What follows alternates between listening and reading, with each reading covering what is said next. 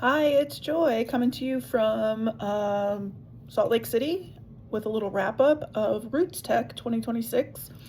Overall, really great experience. Um, this is my name tag, and they give you little ribbons to add to it. I got one as a Mayflower descendant, and then I got one for joining the New York Genealogical and Biographical Society, and I got one for being a member of Ancestry.com for more than 10 years. 16 years on Ancestry. I haven't paid that whole time, but I have been on and off Ancestry and had a profile for 16 years. So I got that ribbon. There were people who had ribbons like all the way down. And I didn't realize until yesterday, late in the day, if you went to certain booths and got them to sign off on it, it was kind of like a bingo.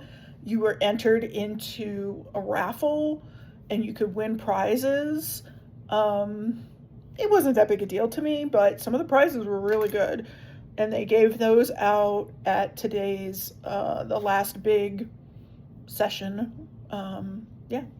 So that's my tag. What else did I get? Spent a lot of time over at the Mayflower Society's booth, Thursday and Friday. I got a cute pen. I got a little bookmark that has the Mayflower Compact signatures on it, or signatories on it, and the Mayflower Compact itself. And what else? I got some brochures. I filled out my lineage to John Howland, who is my ancestor, John Howland and Elizabeth Tilley, and their parents, and Elizabeth Tilley's parents are my ancestors who are on the Mayflower. There's a problem verifying this.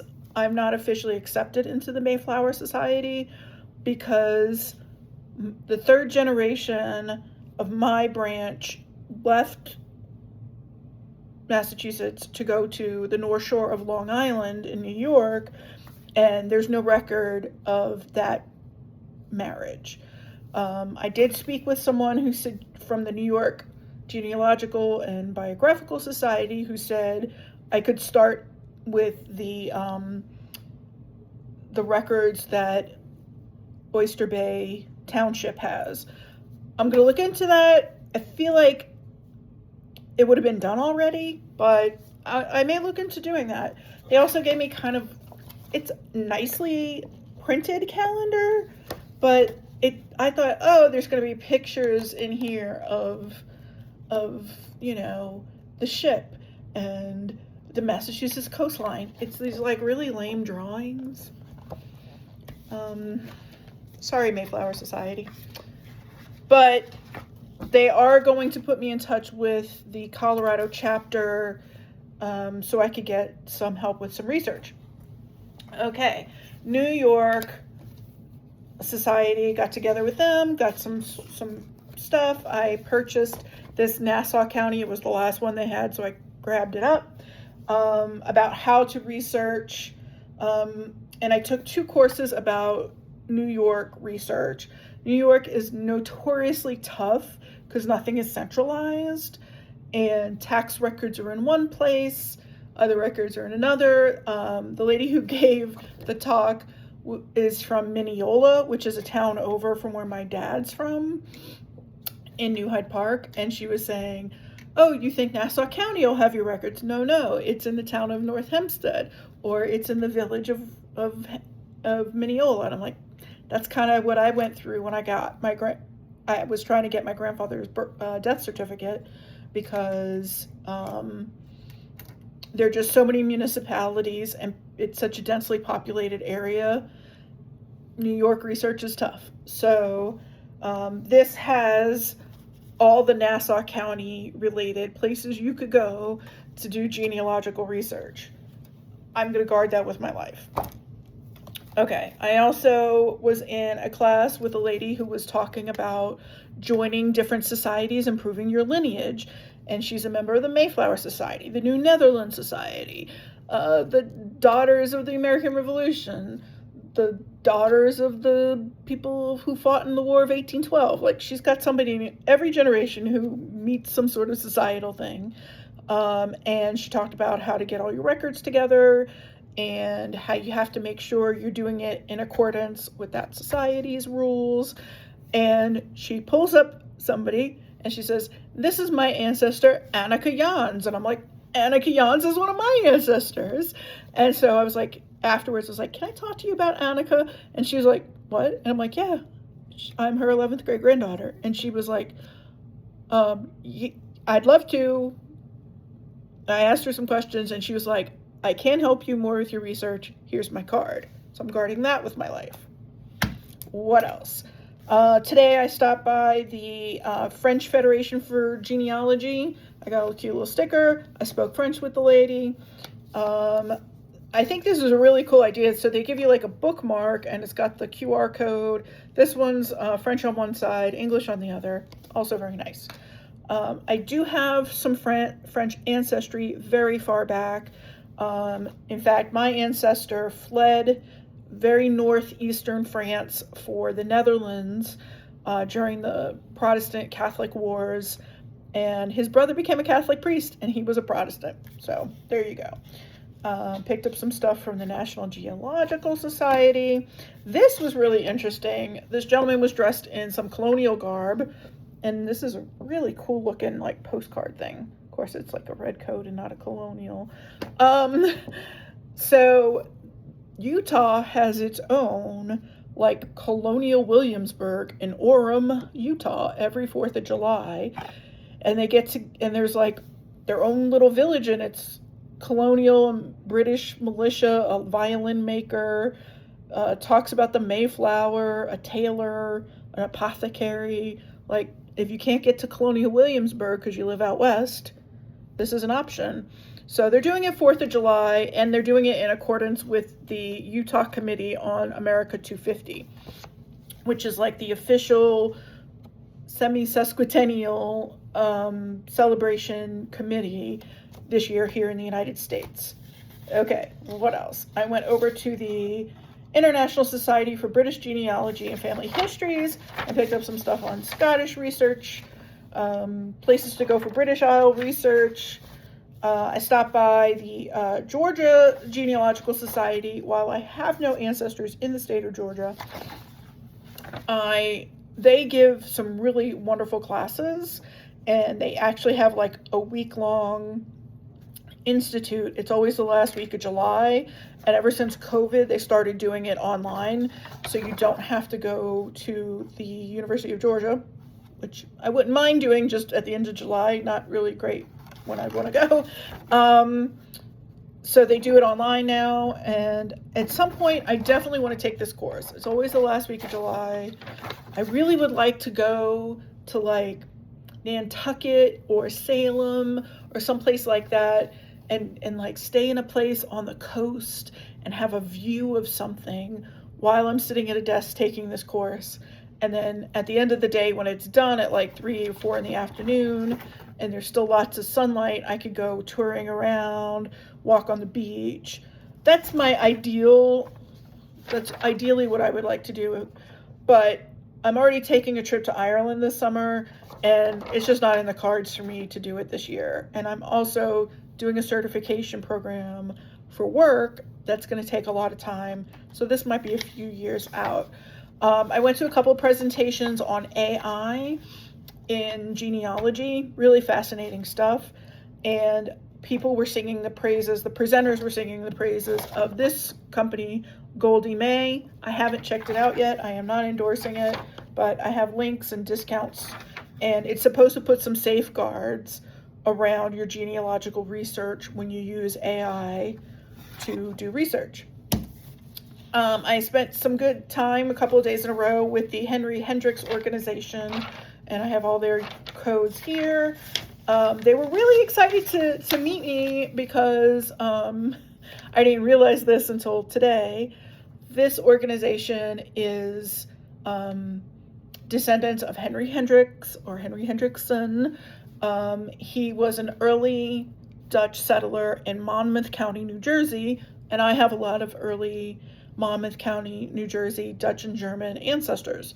So I'm related to them, but the reason these folks are related is because Henry's grandson James became one of the Mormon pioneers who came out to Utah. So all these people who are here this week are descended from James and Drusilla Hendricks. I am not. And they were like, let's see how you match on the tree. And they were like, wait, you're a skank. And I was like, I beg your pardon. And I've been pronouncing it shank, SCHENCK. And they're telling me, no, it's skank. And I was just like, no, don't call me a skank. So my Shank and Van Kovenhoven ancestors link to this family, and I'm descended from them. What else? They gave out some stuff like I need another pencil in my life. Never use them, but cute one from the New York Genealogical Society. This booth was very popular, and I've seen advertisements for them on social media, but Family Tree Maps, they're doing stuff for the 250th this year where you can get your Patriot ancestor into like a pin you can wear, or yard flags or t-shirts. So these are like really, really popular, and I'm definitely going to get some of that. I am descended from a patriot named Matthias Johnson, who served in the New Jersey militia at the Battle of Monmouth, because they're all from that part of New Jersey. And I was reading up on it just last week. Their unit were actually the people who got the boats for George Washington to cross the Delaware. Cool fact. So that's the only patriot I have that's an ancestor. I have others that are like third cousins, 6 times removed, stuff like that. What else? Met with the Daughters of the American Revolution to give them my ancestors' information so I could see if I could join the DAR. And they're going to put me in touch with the Colorado Denver chapter. What else? There was a travel agency who was selling, who had a sale on Viking river cruises. And so I got myself a Viking bag. I did not sign up for anything with them because I'm on so many friggin' mailing lists with them since I went on a Viking cruise. I get like 2 or 3 catalogs that fill up my mailbox like twice a month. And every time I sign up to try to win a cruise, I get back on the catalog list. So anyway, that's my own fault. But I got a nice pen with a nice grippy. So thank you, Viking. They had a big, huge booth for the America 250 this year. I got stickers. We're all stars in the American story. Another sticker. And they had an organization there. I'm also not endorsing this. I haven't really checked it out yet. But the gentleman was showing me the website, and it looks really cool. It's called Just Serve. They gave out some chapstick and these cool peppermints that are shaped like pearls. They're like Tic Tacs, but pearls. Okay. And they came in this cute little heart thing, Just Serve. And the guy showed me the website, and it's like, if you want to volunteer this weekend, you're not in a volunteer organization, but you want to find something to do. This website, you put in, they're on all the socials, Just Serve, and it shows you, oh, there's volunteer opportunities at an animal shelter, at a homeless shelter, at a women's shelter. There's an opportunity to go clean up trails. There's an opportunity to help the Parks and Recreation Department. Like, anybody who's looking for volunteers can get on this. And if you're just like, I need to get out in the community and do something, this sounds really cool. I'm going to check it out. Went to Ancestry.com. Like I said, I've been a member for 16 years. They had all these really cute stickers.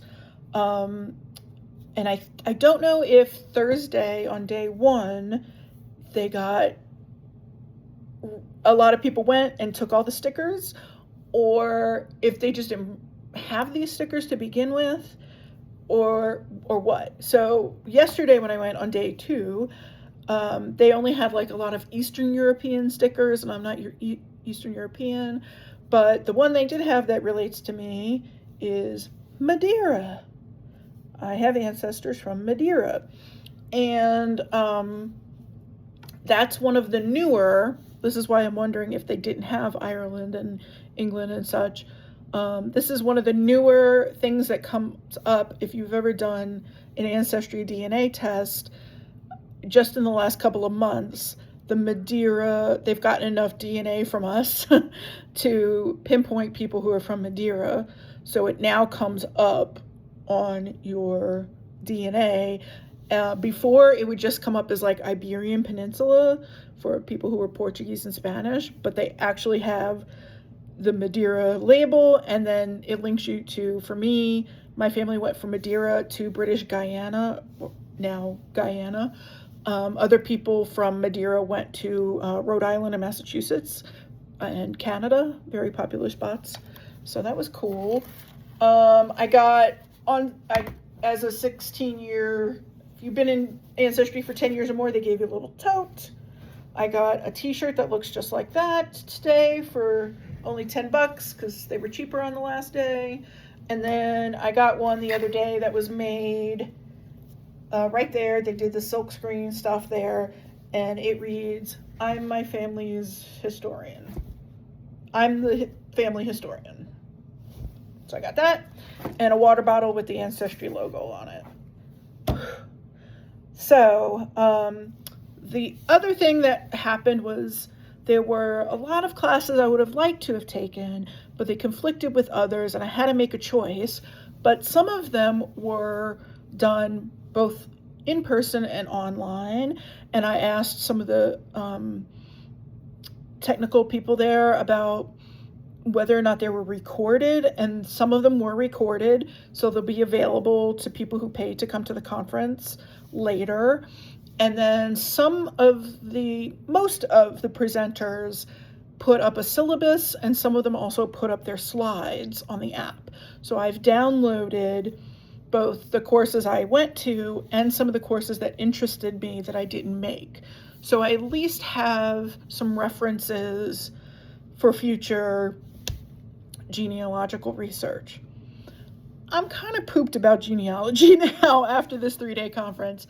Like I said, I have so much to do with my my healthcare executive class that I'm doing, or certification, that I just don't know that I could dedicate that much time to all of this. I did sign up. They had a discount at Ancestry for the Pro Tools. They're normally $10 a month, but if you attended the conference, you got the first month for $5. So I signed up for that, and I'm going to run through the Pro Tools tonight and try to clean up my tree. It's supposed to help you get rid of duplicates and merge people much faster than you used to. These AI tools are amazing. You basically don't have to type anything in anymore. Like the amount of time I have spent filling in places of birth, dates of death that are just a click of a button now. It's amazing. They were showing us how they could take a photograph of someone in a military uniform, run it through AI, and it will tell you from their insignia what their rank is, what era it looks like it's from the photograph quality. I mean, really crazy stuff.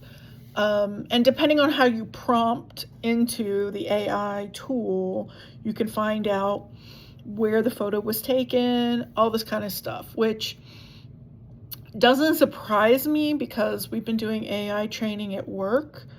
And one of the examples was a plane crash that had occurred. It's just a video of rescue workers going to this site, and they don't tell you where it is. And in seconds, AI tells you the exact latitude and longitude of where this is. So technology is moving fast. You know, they were talking about if you were on Claude last week to this week, it's got so much more information in it. it's doing things so much better. Same with ChatGPT and some of the other tools. But yeah, it's been a busy couple of days.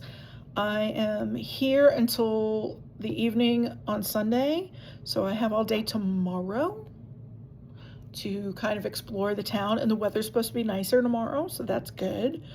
And what else? That's about it. See ya.